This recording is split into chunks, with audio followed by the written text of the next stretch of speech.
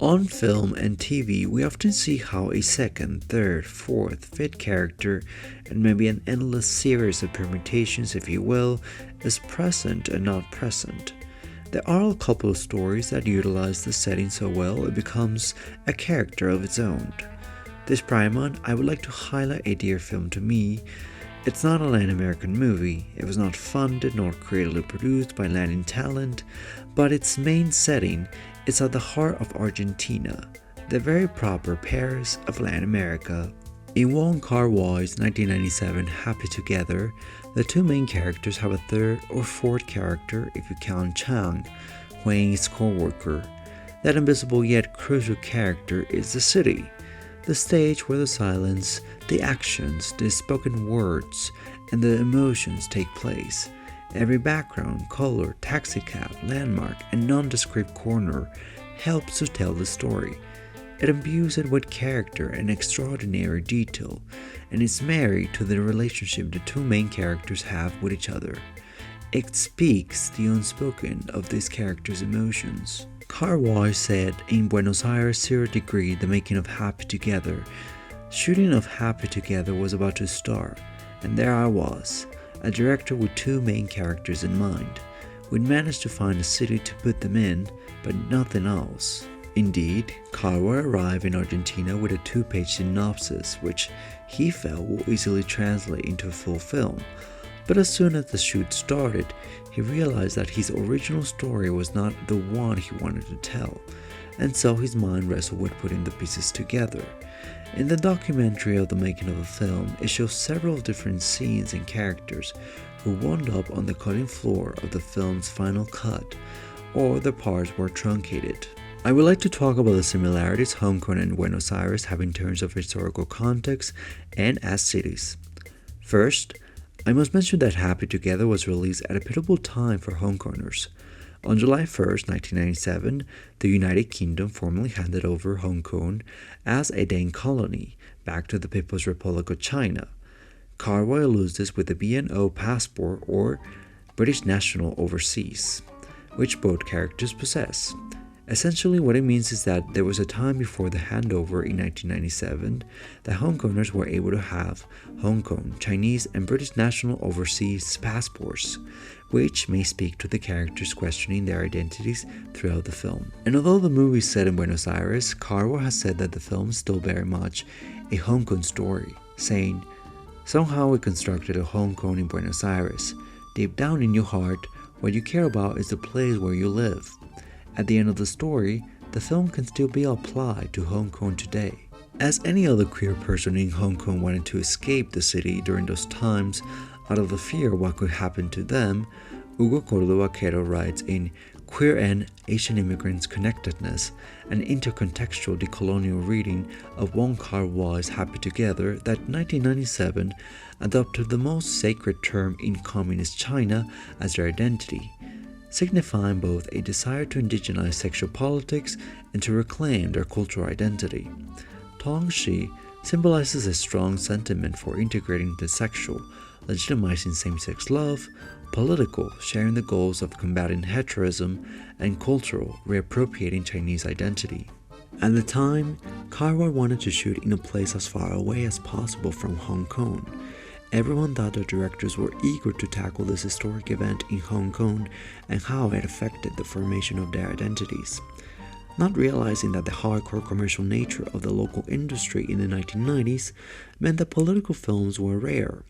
Kar-wai said, "As everyone was expecting me to say something about 1997 in my next film, I decided to run away to a country I had never seen before." He later addressed this issue in 2046, released in 2004. But the finished film, Happy Together, would represent a vision of Hong Kong relocated in another country. And Buenos Aires, despite what we know, has hidden shades and aspects of East Asian culture, as the film showcases the attraction the city produces on East Asians, as we see lots of them as tourists, wanting to experience tango, the famous dance that characterizes the city. Then, when Hui switches jobs, he works at a Chinese restaurant and is surrounded by other East Asians, including his Taiwanese co-worker Chang. All the Argentinian characters that pop on the screen only do it momentarily, but they belong to the backdrop.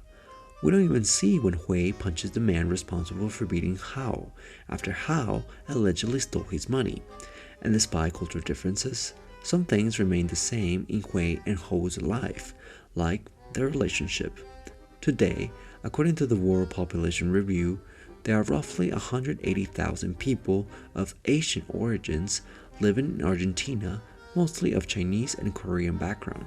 The film resists looking homogenized, even in Argentina, which is known to be the widest place in Latin America in terms of population due to its history of Italian and other European migration.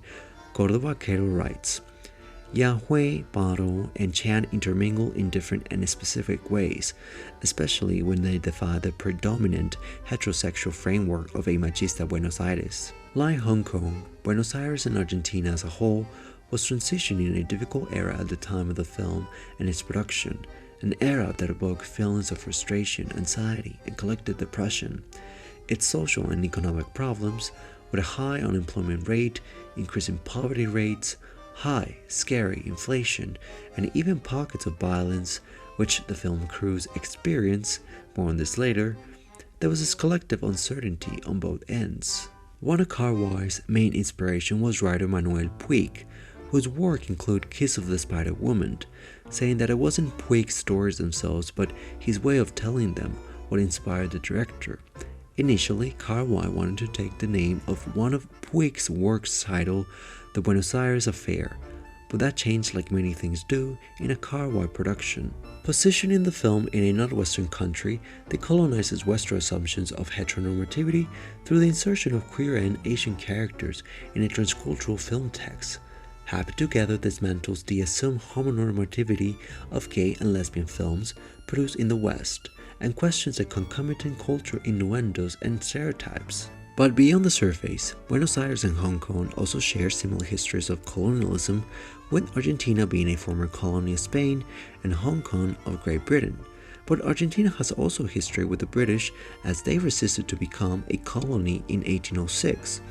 Although the British troops disembarked in its shores and conquered the city of Buenos Aires for a short time, the inhabitants, aided by troops led by French Navy officer Santiago de Liniers, sent by the Spanish crown from Montevideo, expelled the garrisons, thus preventing new attempts of British colonization.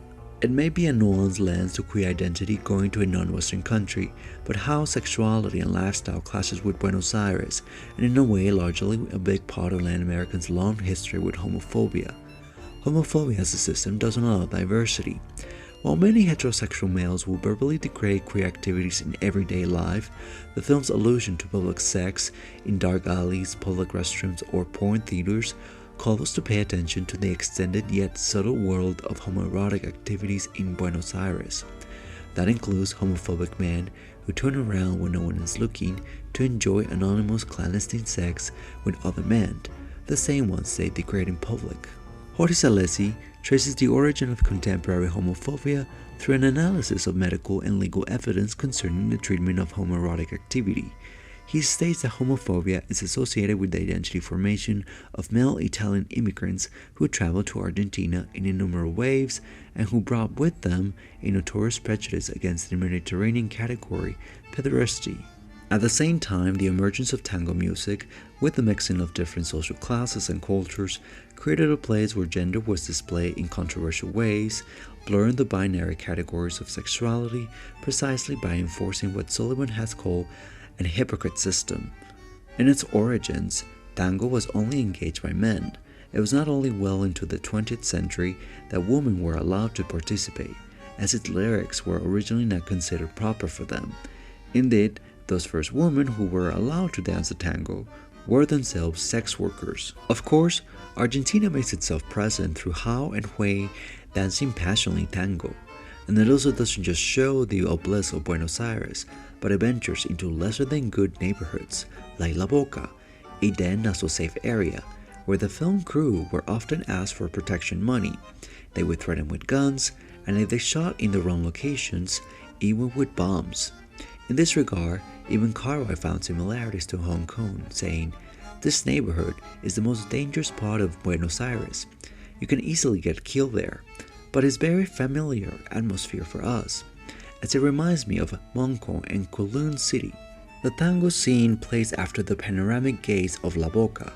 Aside from its realities at the time of filming, it is an iconic working-class immigrant neighborhood near the harbor's edge, where the Italian immigrants made their homes soon after disembarking, and it is here where tango emerged from these people's second generation. Let me also talk about the Iguazú Falls, which has been one of the most salient sources of different interpretation theories.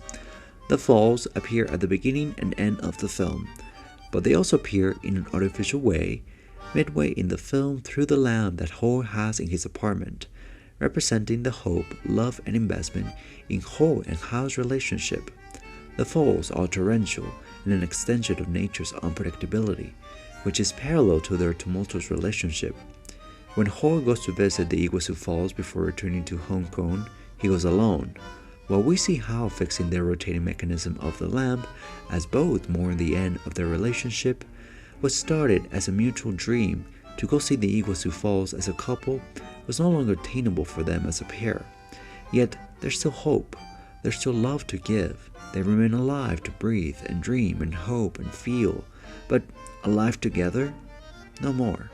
A happy one? The falls seem promising enough. If you want more videos like this, don't forget to subscribe. Thanks for watching.